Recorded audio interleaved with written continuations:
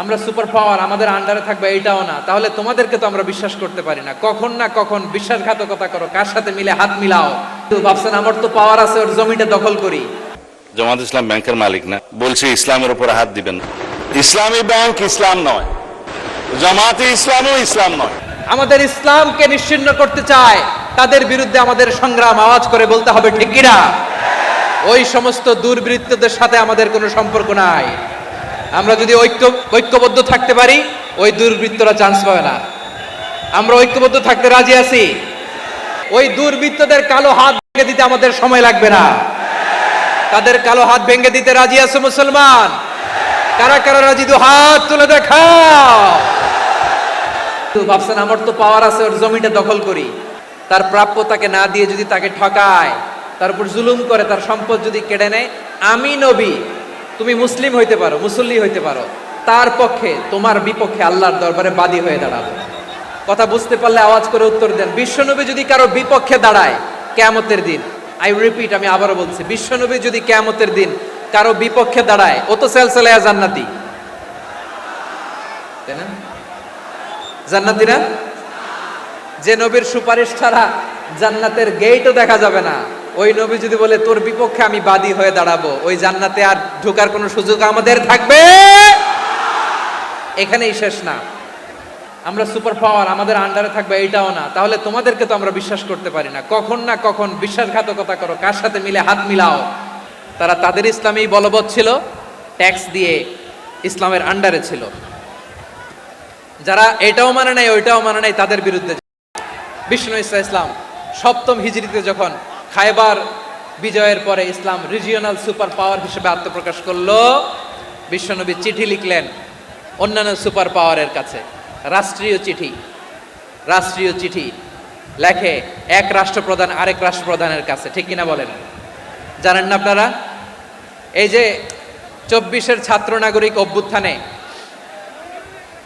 এই অভ্যুত্থান যখন শুরু হয়, আমি তখন সাউথ আফ্রিকাতে একটা স্ট্যাটাস দিয়েছিলাম, কোটা নয় গোটা দেশ সংস্কার করা লাগবে। আলহামদুলিল্লাহ, আলহামদুলিল্লাহ, অনেক গোছালো প্রোগ্রাম। আমার প্রাণ ঢালা ভালোবাসা জানবেন, আমার হৃদয়ের গহীন থেকে ভালোবাসা নিবেন, শুভেচ্ছা জানবেন সবাই। ঠিক আছে, ঠিক আছে। প্রিয় ভাইরা, আমরা আর কাল বিলম্ব না করে মূল আলোচনায় চলে যেতে চাই। আজকে যে টপিকের উপর আমি কথা বলবো, টপিকটা হচ্ছে peaceful coexistence and communal harmony, শান্তিপূর্ণ সহাবস্থান এবং সাম্প্রদায়িক সম্প্রীতি। আমাদের বাংলাদেশে সাম্প্রদায়িক সম্প্রীতি আছে না নাই? আবহমান কাল থেকে আমরা মুসলিম, হিন্দু, বৌদ্ধ, খ্রিস্টান, পাহাড়ি, নৃগোষ্ঠী মিলেমিশে একাকার, আমরা সবাই মিলে বাংলাদেশ। আওয়াজ করে বলেন ঠিক কিনা? আমাদের পারস্পরিক সম্প্রীতি, ভালোবাসা, সৌহার্দ্যপূর্ণ আচরণ, বোঝাপড়া, এটা বেশ মজবুত, বেশ মজবুত। তবে মাঝে মাঝে আমাদের এই সম্প্রীতির ভেতরে অনেকে ফাটল ধরাতে চায়। আমরা যে সুখে আছি, শান্তিতে আছি, এটা অনেকের ভালো লাগে না, ঠিক কিনা বলেন? আমাদের মধ্যে সাম্প্রদায়িক সম্প্রীতি, সৌহার্দ্যপূর্ণ আচরণ, ভালোবাসা, এটা আবহমান কাল ধরে আছে। তার প্রমাণ, আমরা তাফসিরুল মাহফিলের আয়োজন করলে আমাদের হিন্দু ভাইরা ডিস্টার্ব করে না, ঠিক কিনা? এবং আমি যদি বলি হাত তোলেন, হিন্দু ধর্মের কারা কারা এসেছেন, কত শত কত হাজার যে হাত উঠবে, আপনি অবাক হয়ে যাবেন। আমি চাচ্ছি না হাত উঠাতে। খুলনাতে সর্বশেষ যে আমি প্রোগ্রাম করে গেলাম, সেখানে কয়েকশো হিন্দু ভাই আসছে আমাদের আলোচনা শুনতে, আলহামদুলিল্লাহ। অনেক বৌদ্ধরা আসে, অনেক খ্রিস্টানরা আসে। এবার সফরেও অনেক হিন্দু ভাইরা আমার সাথে দেখা করেছে, তারা বলেছে হুজুর আমরা আপনার আলোচনা শুনি, আলহামদুলিল্লাহ বলেন।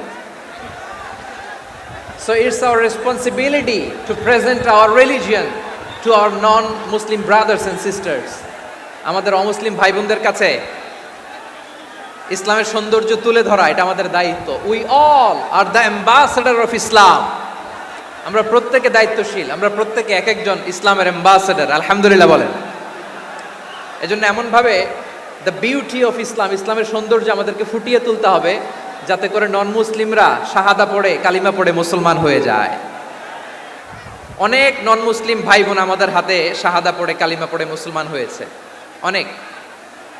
সো আমরা যেন ইসলামের বিউটিটাকে তুলে ধরতে পারি এবং এই যে সম্প্রীতি এটাকে যেন আমরা অটুট রাখতে পারি। আদতে আদতে বাংলাদেশের ইতিহাস বলে আমাদের দেশে কোনো দাঙ্গা নাই, আছে? লালমনিরহাটের ভাইয়ের আওয়াজ করে বলেন, আমাদের দেশে হিন্দু মুসলিম দাঙ্গা আছে? আমরা ভাই ভাই, আওয়াজ করে বলুন তো, আমরা কি ভাই ভাই? কিন্তু কিছু দুষ্ট লোক আছে, তারা আমাদের সম্পর্কের মধ্যে ফাটল ধরাতে চায়, ঠিক কিনা বলেন? মাঝে মাঝে ঝগড়া লাগাতে চায়। দেখবেন পত্রপত্রিকায় দেখা যায় বিভিন্ন ধর্মীয় উপাসনালয়গুলোতে হামলা চালানো হয়। এগুলো রাজনৈতিক উদ্দেশ্য প্রণোদিত, এগুলোর সাথে ইসলামের কোনো সম্পর্ক নাই। এজন্য এই দুর্বৃত্তদের ব্যাপারে আমাদের সাবধান থাকতে হবে। আমরা সবসময় যেমনি ঐক্যবদ্ধ, ইউনাইটেড, আমরা যদি এরকম ইউনাইটেড থাকি, এই সমস্ত দুর্বৃত্তদের কালো হাত ভেঙে দিতে আমাদের 1 ঘন্টাও লাগবে না। চিল্লায় বলো ঠিক কিনা? আমরা সংঘবদ্ধ থাকবো। এই যে আমাদের পিসফুল কোএক্সিস্টেন্স, শান্তিপূর্ণ সহাবস্থান। হিন্দুরা পূজা করে, যেদিন হিন্দুদের পূজা অনুষ্ঠান আমরা ওই দিন তাফসির মাহফিল করি না, ঠিক কিনা বলেন? যেদিন আমাদের তাফসিরুল কোরআনের প্রোগ্রাম, ওই দিন আমাদের হিন্দু ভাইরা ডিস্টার্ব করে না। সুবহানাল্লাহ। হিন্দুদের পূজা অনুষ্ঠানে মাদ্রাসার ছাত্র যে পাহারা দেয়, গোটা বিশ্বে এরকম দৃষ্টান্ত নজির বিরল, ঠিক কিনা বলেন? আইন শৃঙ্খলা বাহিনীর পাশাপাশি মাদ্রাসার ছাত্ররা যে সেখানে পাহারা দেয়, গোটা পৃথিবীতে এই দৃষ্টান্ত আপনি পাবেন। মাদ্রাসার ছাত্ররা, তারা তো কোরআনের ধারক, তারা হাদিসের ধারক, তারা কেন মন্দির পাহারা দিবে? এই সম্প্রীতিকে ধরে রাখার জন্য, এই সৌহার্দ্যকে ধরে রাখার জন্য, আমাদের পারস্পরিক ভালোবাসাকে অটুট রাখার জন্য। আওয়াজ করে বলতে হবে ঠিক কিনা? এখন বলেন, আমাদের এই ভালোবাসা অটুট থাক আমরা চাই কি চাই না? আমরা হিন্দু মুসলিম মিলেমিশে শান্তিপূর্ণ সহাবস্থান, সাম্প্রদায়িক সম্প্রীতি, লালমনিরহাটের ভাইয়ের আওয়াজ করে বলুন, এই সাম্প্রদায়িক সম্প্রীতি আমরা চাই কি চাই না? আল্লাহ এই দেশকে তুমি বরকতময় করো, বাংলাদেশকে তুমি শান্তিময় করো। আওয়াজ করে সবাই বলেন আমিন। এই জায়গাটাতে সামান্য একটু আওয়াজ হচ্ছিল, এটাও থেমে গেছে। আলহামদুলিল্লাহ, আলহামদুলিল্লাহ। এখন একেবারে everything is in my control. মাশাআল্লাহ। ঠিক আছে, আমি মূল আলোচনায় যাই। প্রিয় ভাইরা, আমি বলেছিলাম আমার আলোচনার বিষয় হচ্ছে শান্তিপূর্ণ সহাবস্থান, সাম্প্রদায়িক সম্প্রীতি। আমরা দেখব ইসলাম আমাদেরকে কি কি দিক নির্দেশনা দেয়। শান্ত হইতে হবে। খরগোশের কানের মতো কান দুটো আমার দিকে করে রাখেন। আমি এখনো উঠে যাব, হাত নাড়ায় লাভ নাই, আমি উঠে যাব। তাকায় থাকো আর কান খাড়া, আওয়াজ হবে না। হ্যাঁ, মাশাআল্লাহ, মাশাআল্লাহ, ঠিক আছে। আমরা দেখব যে রাসূল সাল্লাল্লাহু আলাইহি ওয়াসাল্লাম এই পিসফুল কোএক্সিস্টেন্সের জন্য আমাদের কি শিখিয়েছেন, কি কি গাইডলাইন দিয়েছেন। আমরা 1, 2, 3, 4 করে এগুলো আপনাদের সাথে শেয়ার করব। আমি আপনাদের খেদমতে সূরাতুল আনআমের 108 নম্বর আয়াত তেলাওয়াত করেছি। এখানে আল্লাহ রাব্বুল ইজ্জা ওয়াল জালাল তিনি ইরশাদ করছেন, ওয়ালা তাসুব্বুল্লাযীনা ইয়াদউনা মিন দুনিল্লাহি ফায়াসুব্বুল্লাহা আদওয়াম বিগাইরি ইলম কাযালিকা যায়্যান্না লিকুল্লি উম্মাতিন আমালাহুম সুম্মা ইলা রাব্বিহিম মারজিউহুম ফায়ুনাব্বিউহুম বিমা কানু ইয়ামালুন। রব্বুল আলামিন বলেন, গোলাম ও আমার ইমানদার বান্দারা শোনো শোনো, ও আমার বিশ্বাসী বান্দারা শোনো শোনো, লা তাসুব্বুল্লাযীনা ইয়াদউনা মিন দুনিল্লাহ ফায়াসুব্বুল্লাহা আদওয়াম বিগাইরি ইলম। ও আমার বিশ্বাসী বান্দারা, যারা আল্লাহকে ব্যতি রেখে, আল্লাহকে বাদ দিয়ে অন্য উপাস্যকে ডাকে, দেবীর পূজা করে, দেবতাদের পূজা করে, তোমরা খবরদার তাদের গালি দিও না। আওয়াজ করে বলেন, কি দিও না? আল্লাহ বলেন, ও বিশ্বাসীরা শোনো, যারা আল্লাহকে বেছে রেখে দেব দেবীর পূজা করে, অন্য উপাস্যের পূজা করে, তাদেরকে ডাকে, ওই দেবতাদেরকে তোমরা গালি দিও না।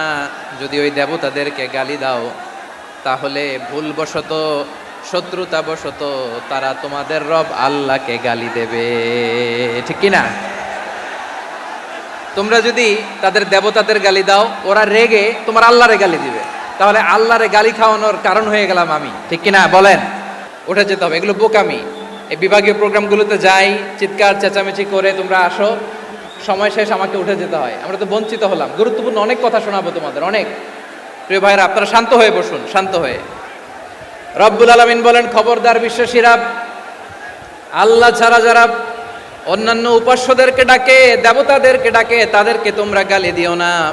ওই সমস্ত দেবতাদেরকে যদি তোমরা গালি দাও, তাহলে তারা আল্লাহকে গালি দিবে, ঠিক কিনা বলেন? আমরা দেবতাদের গালি দিলে ওরা আল্লাহকে গালি দিবে।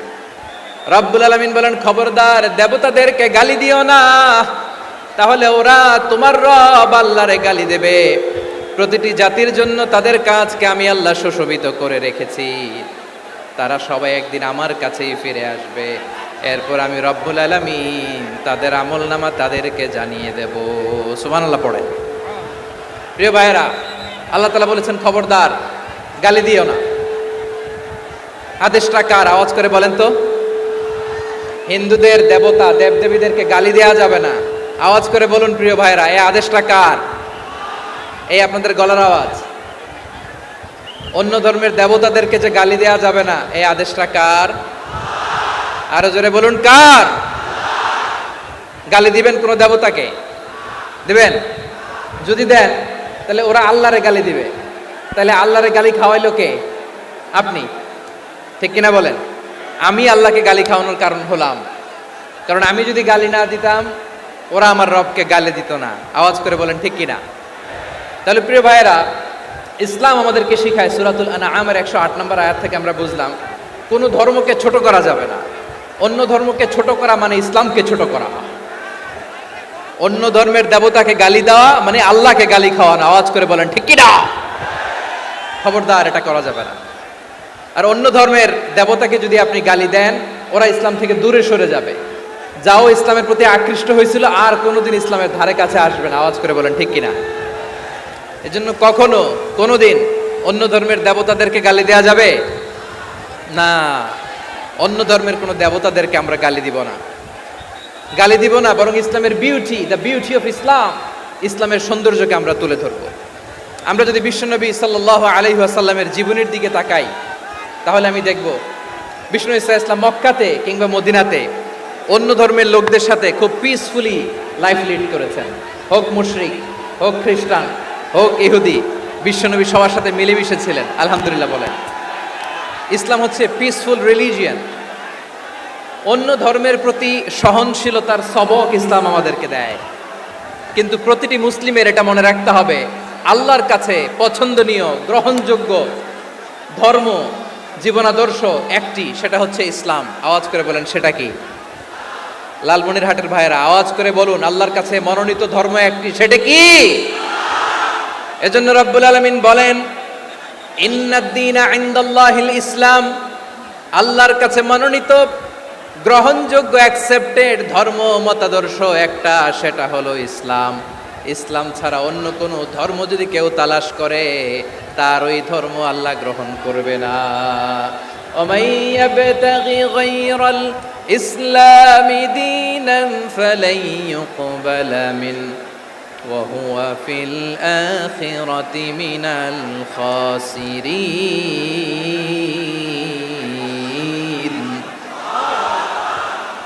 Whoever seek anything except Islam, that won't be accepted from him, and he will be loser in the day of judgment. কিয়ামতের দিন ইসলাম ছাড়া কেউ যদি অন্য কোনো ধর্ম তালাশ করেছে দুনিয়াতে, তার এই মতাদর্শ গ্রহণ করা হবে না। and he will be loser, সে হবে লুজার, ক্ষতিগ্রস্ত। হাই হাই কোম্পানির ম্যানেজার, ওর আমও শেষ, সালাও শেষ। আওয়াজ করে বলেন ঠিক কি না? এজন্য ইসলাম পেয়ে আমরা খুশি না বেজার? প্রত্যেক নামাজ শেষে আমরা আল্লাহরে বলি, আল্লাহ রাদিতু বিল্লাহি রাব্বা ওয়া বিল ইসলামি দীনা ওয়া বি মুহাম্মাদিন নাবিয়ান ওয়া রাসূলা। ও আল্লাহ, তোমারে রব হিসেবে পেয়ে আমরা খুশি।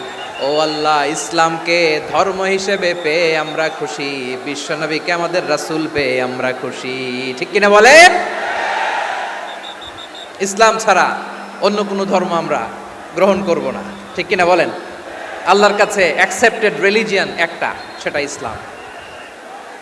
তো বিশ্বনবী সাল্লাল্লাহু আলাইহি ওয়াসাল্লাম মক্কাতে কিংবা মদিনাতে খুব পিসফুলি এক্সিস্ট করেছেন, যে কোনো ধর্মের সাথে মিলেমিশে চলেছেন। তার প্রমাণ আমরা যদি রাসূল সাল্লাল্লাহু আলাইহি ওয়াসাল্লামের বায়োগ্রাফির দিকে তাকাই, তাহলে দেখব তিনি মুশরিকদের সাথে পিস ট্রিটি করেছেন, শান্তি চুক্তি, পিস ট্রিটি, পিস এগ্রিমেন্ট। আপনারা হুদাইবিয়ার সন্ধির নাম শুনেছেন? আমার লালমনিরহাটের কলিজার টুকরা ভাইয়েরা, হুদাইবিয়ার সন্ধির নাম আপনারা শোনেন নাই?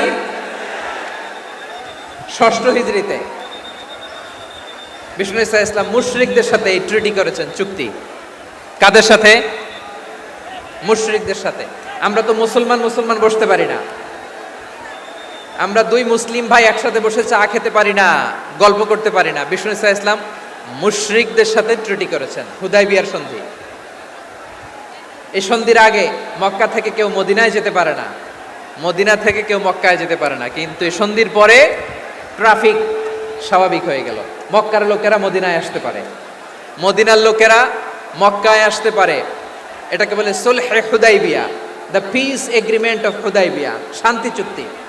আমরা পৃথিবীতে এখন অনেক শান্তি চুক্তির নাম শুনি, এগুলো সব the piece treaty of Hudaibiya থেকে কপি করা। আল্লাহু আকবার। তাহলে বিশ্বনবী সাল্লাল্লাহু আলাইহি সাল্লাম তিনি যে শান্তিপূর্ণ সহাবস্থানে বিশ্বাসী ছিলেন, মুসলমানেরা যে অন্য ধর্মের প্রতি সহনশীল, তার প্রমাণ হচ্ছে এই পিস ট্রিটি।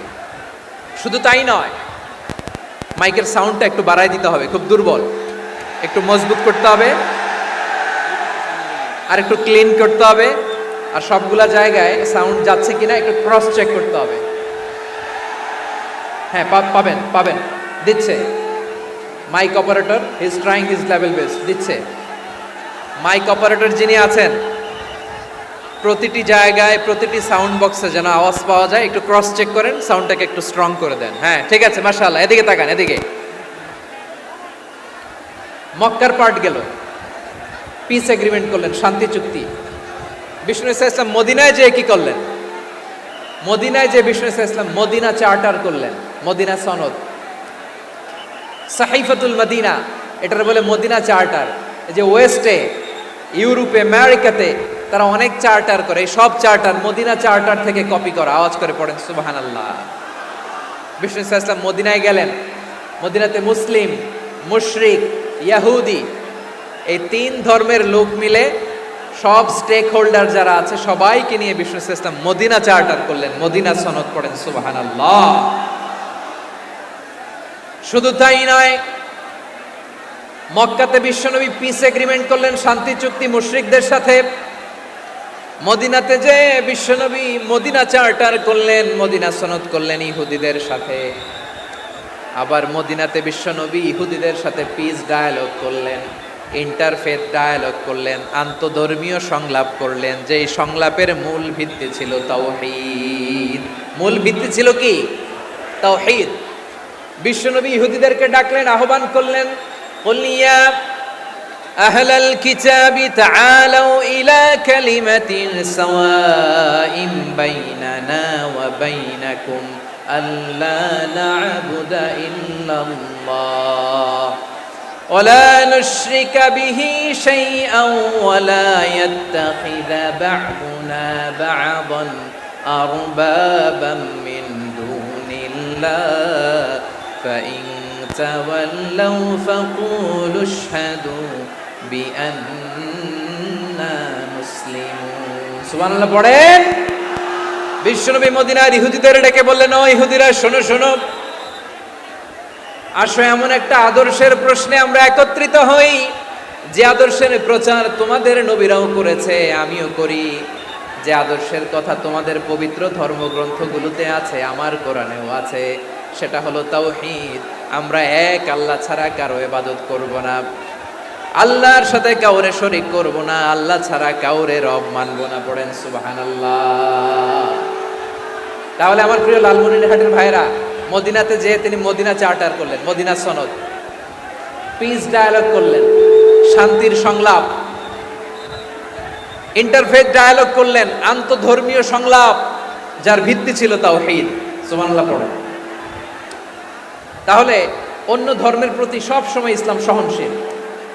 টলারেন্স যদি আপনি দেখতে চান, ইসলামের নবী বিশ্ব নবীর দিকে তাকান, ঠিক কিনা বলেন? আমরা তো সংখ্যালঘুদের রাইটস প্রোটেক্ট করার জন্য কত আইন বানাই, কত বৈঠক করি, কত সংবাদ সম্মেলন করি। বিষ্ণু সাল্লাল্লাহু আলাইহি ওয়াসাল্লাম সংখ্যালঘুদের রাইটসের ব্যাপারে, অধিকারের ব্যাপারে যে কথা বলেছেন, শুনলে আপনি অবাক হয়ে যাবেন। বিশ্বনবী বলেন, আলা মান যালামা মুআহাদান আও ইনতাকাসাহু আও কাল্লাফাহু ফাওকা তাআতিহি আও কাল্লাফাহু ফাওকা তাকাতিহি আও আখাযা মিনহু শাইআন বিগাইরি তিবি নাফসিন ওয়া আনা হাজিজুহু ইয়াউমাল কিয়ামা। খবরদার, জেনে রাখো, কেউ যদি কোনো সংখ্যালঘুর উপরে অত্যাচার করে, কোনো সংখ্যালঘুর প্রাপ্য থেকে যদি কেউ কাউকে ঠকায়, সংখ্যালঘুর উপর যদি কেউ কষ্ট দেয়, কোনো সংখ্যালঘুর সম্পদ যদি কেউ জোর করে কেড়ে নেয়, আমি কিয়ামতের দিন বিশ্বনবী ওই সংখ্যালঘুর পক্ষে আর ওই মুসলমানদের বিপক্ষে বাদী হয়ে দাঁড়াবো। সুবহানাল্লাহ বলতে পারলেন না? আল্লাহু আকবার। আপনি নামাজি, আপনি মুসল্লি, আপনি হাজী সাহেব, তাহাজ্জুদ পড়তে পড়তে কপালে দাগ ফেলে দিছেন, আপনার প্রতিবেশী হিন্দু, ভাবছেন আমার তো পাওয়ার আছে, ওর জমিটা দখল করি। বিশ্বনবী বলেন, কিয়ামতের দিন ওই হিন্দুর পক্ষে তোর বিরুদ্ধে আমি বাদী হয়ে দাঁড়াবো। পৃথিবীর কোন ধর্মে এরকম স্টেটমেন্ট পাবেন? পাবেন? আপনি ভাবছেন আপনি নামাজ পড়লে, হাজী সাহেব কপালে দাগ ফেলায় দিলে আপনি সেলসেলায় জান্নাতে চলে যাবেন না? খবরদার। বিশ্বনবী বলেন, কোন সংখ্যালঘুর উপর যদি কেউ করে, তার প্রাপ্য তাকে না দিয়ে যদি তাকে ঠকায়, তার উপর জুলুম করে, তার সম্পদ যদি কেড়ে নেয়, আমি নবী, তুমি মুসলিম হইতে পারো, মুসল্লি হইতে পারো, তার পক্ষে তোমার বিপক্ষে আল্লাহর দরবারে বাদী হয়ে দাঁড়াবো। আচ্ছা, লালমনিরহাটের ভাইরা, কথা বুঝতে পারলে আওয়াজ করে উত্তর দেন। বিশ্বনবী যদি কারো বিপক্ষে দাঁড়ায় কিয়ামতের দিন, আই রিপিট, আমি আবারও বলছি, বিশ্বনবী যদি কিয়ামতের দিন কারো বিপক্ষে দাঁড়ায়, ও তো সেলসেলায়া জান্নাতি, তাই না? জান্নাতি না? যে নবীর সুপারিশ ছাড়া জান্নাতের গেটও দেখা যাবে না, ওই নবী যদি বলে তোর বিপক্ষে আমি বাদী হয়ে দাঁড়াবো, ওই জান্নাতে আর ঢোকার কোনো সুযোগ আমাদের থাকবে? এখানেই শেষ না আমার প্রিয় লালমনিরহাটের ভাইয়েরা, এখানেই শেষ নয়। বিশ্বনবী বলেন, মান কাতালা মুআহাদান, বুখারীর বর্ণনা, মান কাতালা মুআহাদান লাম ইয়ারাহ রাইহাতাল জান্নাহ। কেউ যদি, কোনো মুসলিম যদি অন্যায়ভাবে কোনো সংখ্যালঘুকে হত্যা করে, কোনো হিন্দুকে হত্যা করে, কোনো বৌদ্ধকে হত্যা করে, অন্যায়ভাবে কোনো মুসলিম যদি কোনো সংখ্যালঘুরে হত্যা করে, জান্নাতে যাওয়া তো দূরের কথা, ওই মুসলিম জান্নাতের ঘ্রাণও পাবে না। সেই বুখারীর বর্ণনা, মান কাতালা মুআহাদান লাম ইয়ারাহ রাইহাতাল জান্নাহ ওয়া ইন্না রিহাহা লা ইউজাদু মিন মাসিরাতি 40 আমা। যে জান্নাতের ঘ্রাণ 40 বছর দূরের রাস্তা থেকেই পাওয়া যায়। সুবহানাল্লাহ পড়ো। প্রিয় ভাইরা, এখান থেকে জান্নাতে পৌঁছতে লাগবে 40 বছর। এত দূর, কত বছর? সবাই বলেন, কত বছর? এখান থেকে জান্নাতে পৌঁছতে লাগবে 40 বছর। এত দূরে থাকতেই জান্নাতের ঘ্রাণ আপনার নাকে এসে ধাক্কা মারবে। বিষ্ণুই বলেন, যে ব্যক্তি কোনো সংখ্যালঘুকে হত্যা করে, জান্নাতের ঘ্রাণ তো পাবেই, জান্নাতে তো ঢুকতে পারবেই না, জান্নাতের ঘ্রাণও তার নাকে লাগবে না। পড়েন না আউযু বিল্লাহ। তাহলে সংখ্যালঘুদের ব্যাপারে ইসলামে অধিকার দেয়া আছে না নাই? লালমনিরহাটের ভাইয়ের আওয়াজ করে বলেন, আমার সংখ্যালঘু হিন্দু ভাইদের রাইটস, অধিকার আমাদের ইসলামে প্রোটেক্টেড আছে না নাই? এখানেই শেষ না। বিষ্ণু ইসলাম আপনার অমুসলিম প্রতিবেশীর সাথে ভালো আচরণ করতে বলেছে। আমাদের হয় না, এটা মুসলিম পাড়া, ওটা বৌদ্ধ পাড়া, হয় না? অনেক সময় হয় না, এটা আমাদের মুসলিম পাড়া, ওইটা হিন্দু পাড়া, এরকম আছে না নাই? লালমনিরহাটে নাই না? আছে? হিন্দু যদি আপনার প্রতিবেশী হয়, কি করবেন? ওরে কষ্ট দিবেন নাকি? কেন? ও তো হিন্দু, ও তো আমার আল্লাহরে ডাকে না, ওরে কষ্ট দিলে জায়েজ হবে না? খবরদার। বিষ্ণু ইসলাম বলেন, মান কানা ইউমিনু বিল্লাহ ওয়াল ইয়াউমিল আখির ফালিউকরিম জারাহ। যে আল্লাহ বিশ্বাস করে আর আখিরাতে বিশ্বাস করে, সেজন্য প্রতিবেশীর সাথে ভালো আচরণ করে। সুবহানাল্লাহ। কলিজা জুড়ায় যায় না আমার নবীর কথাগুলো শুনলে? এখানে বলছে মুসলিম প্রতিবেশী, বলছে নামাজি প্রতিবেশী বলছে? আল্লাহওয়ালা প্রতিবেশী বলছে? না। প্রতিবেশী আস্তিক হোক নাস্তিক হোক, প্রতিবেশী মুমিন হোক মুশরিক হোক, প্রতিবেশী হইলেই তার সাথে ভালো আচরণের দরকার আছে না নাই? আমার প্রিয় লালমনিরহাটের ভাইয়েরা, বিষ্ণু ইসা ইসলাম ওনার ইহুদি প্রতিবেশীদের দেখাশোনা করতেন। আওয়াজ না শোনা যাক, আমারও তো দেখা যায়, তাকায় থাকেন, তাকায় থাকলে সওয়াব হবে। কোরআনের কথা যেখান থেকে হয় এদিকে তাকায় থাকলেই বরকত, তাকায় থাকেন। জি জি, মাইক, আমি তো আর মাইক ঠিক করতে আসি না এদিকে, এই মাইক ঠিক করব ওই মাইক ঠিক করব, ওদিকে পাইলট বলবে হুজুর চলে আসেন। জি বসুন বসুন, মাশাআল্লাহ, হ্যাঁ খুব শান্ত, ঠিক আছে। পুলিশ ভাইরা না খেয়ে দিনরাত আপনারা যাতে সুশৃঙ্খল একটা প্রোগ্রাম উপহার পান এটাই চেষ্টা করতেছে, আপনাদেরকে কষ্ট দিতে আসে নাই, একটু একটু সহযোগিতা করেন। জি মাশাআল্লাহ, হ্যাঁ ঠিক আছে। আমার প্রিয় ভাইরা, প্রতিবেশী আস্তিক হোক নাস্তিক হোক, মুসলিম হোক হিন্দু হোক, তার সাথে ভালো আচরণ করতে হবে। বিষ্ণু ইসা ইসলাম ওনার ইহুদি প্রতিবেশীর বাসায় যেতেন। কোন প্রতিবেশী? ইহুদি। ইহুদি এক ইহুদি কিশোর বিষ্ণু ইসা ইসলামের খেদমত করতে, ইহুদি ছেলে আমার নবীর খেদমত করতো, তারা ছিল নবীর প্রতিবেশী। তো অনেক দিন হয় ইহুদি ছেলেটা আসে না। বিশ্বনবী খোঁজ দিলেন, ঘটনা কি? একটা ইহুদি ছেলে না আমার খেদমতে আসতো, ছেলেটা কই? খোঁজ নিয়ে জানলেন ছেলেটা অসুস্থ। বিষ্ণু ইসা ইসলাম ওই ইহুদির বাড়িতে চলে গেলেন ওই ছেলেটাকে দেখা করার জন্য, ভিজিট করার জন্য। সুবহানাল্লাহ পড়বেন না? গেলেন, যে দেখে ইহুদি ছেলেটা মুমূর্ষ, যান যান যায় যায় ভাব, বিছানায় পড়ে আছে, তার বাবা দাঁড়ানো। বিশ্বনবী তার মাথার পাশে বসলেন, মাথায় হাত বুলিয়ে দিলেন, আর ছেলেটাকে বললেন আসলিম, হে ইহুদি ছেলে আসলিম, ইসলাম ধর্ম গ্রহণ করো। তো ছোট্ট ছেলে ভাবে আমরা ইহুদি, এখন ইসলাম ধর্ম গ্রহণ করলে আব্বা যদি বকা দেয়, ফানাযারা ইলা ওয়াজহি আবি, ছেলেটা তার বাবার চেহারার দিকে তাকালো, দেখি আব্বা কি কয়। আব্বা যদি বলে তাইলে ইসলাম ধর্ম গ্রহণ করবে। ইহুদি ছেলেটা তার বাবার দিকে যখন তাকালো, ওর বাবা বলে আতি আবুল কাসিম, আবুল কাসিম যা বলে তাই করো। আবুল কাসিম হচ্ছে বিষ্ণু ইসা ইসলামের একটা কুনিয়াত, উপনাম। আমার রাসূলের বড় ছেলের নাম ছিল কাসেম। যেমন দেখবেন আমাদের এলাকায় কারো ছেলের বড় ছেলের নাম যদি হয় আব্দুল্লাহ, এরা আব্দুল্লাহর বাপ বলে ডাকে। কারো বড় মেয়ের নাম যদি হয় ফাতেমা, এরা কি ডাকে? ফাতেমার বাপ বলে না?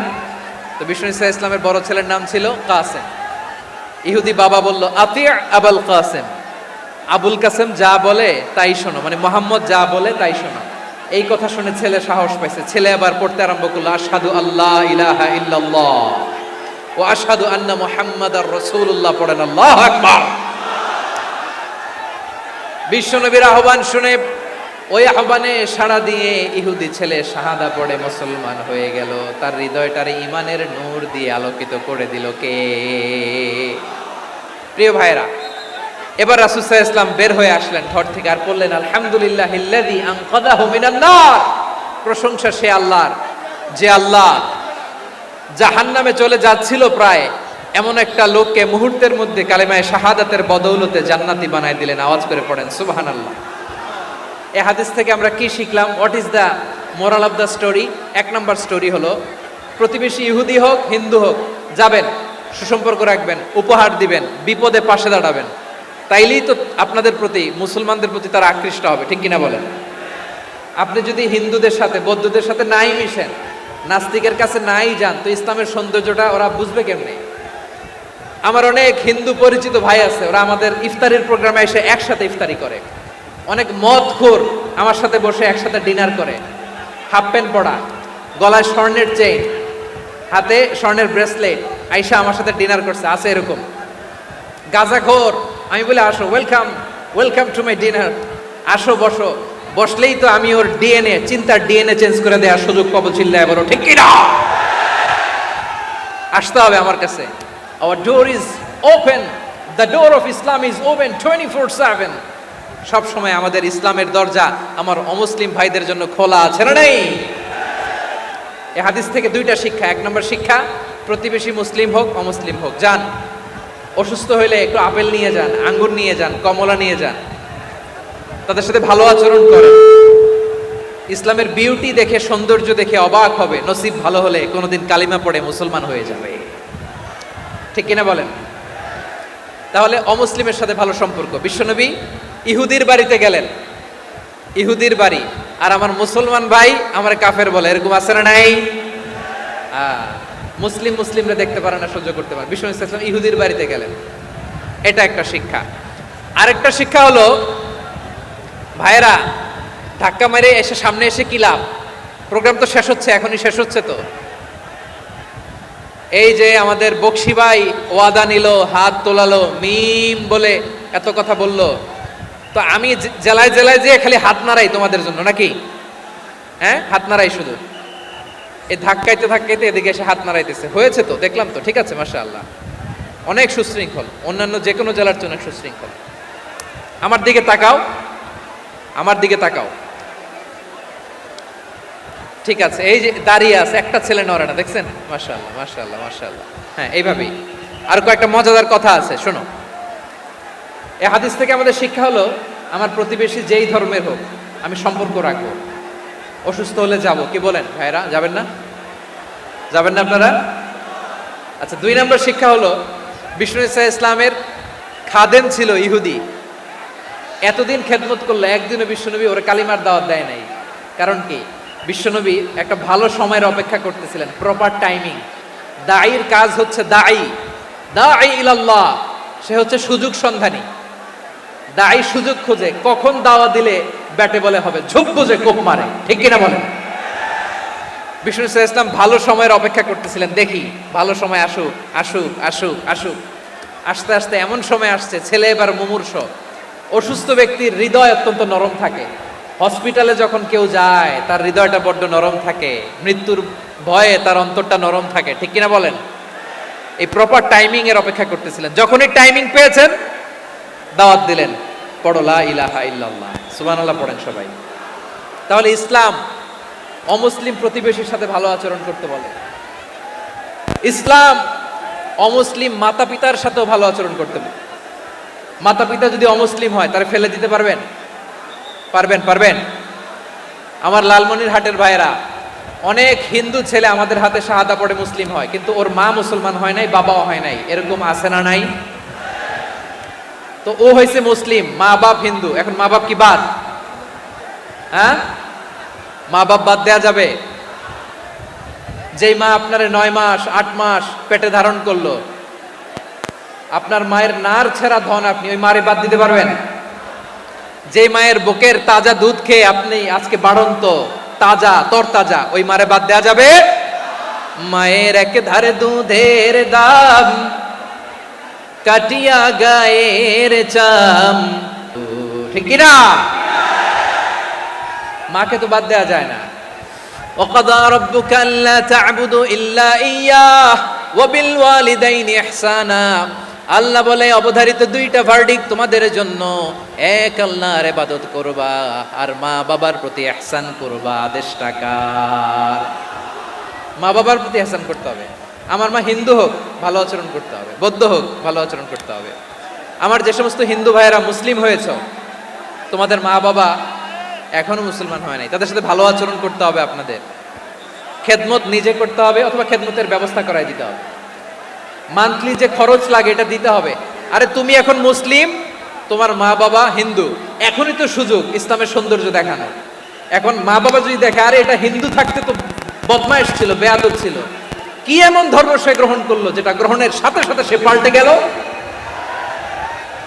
কি এমন ধর্ম সে গ্রহণ করেছে যেটা তার জীবনকে আলোকিত করে দিয়েছে? নসিব ভালো হইলে তারাও কালিমা পড়ে মুসলমান হয়ে যাবে।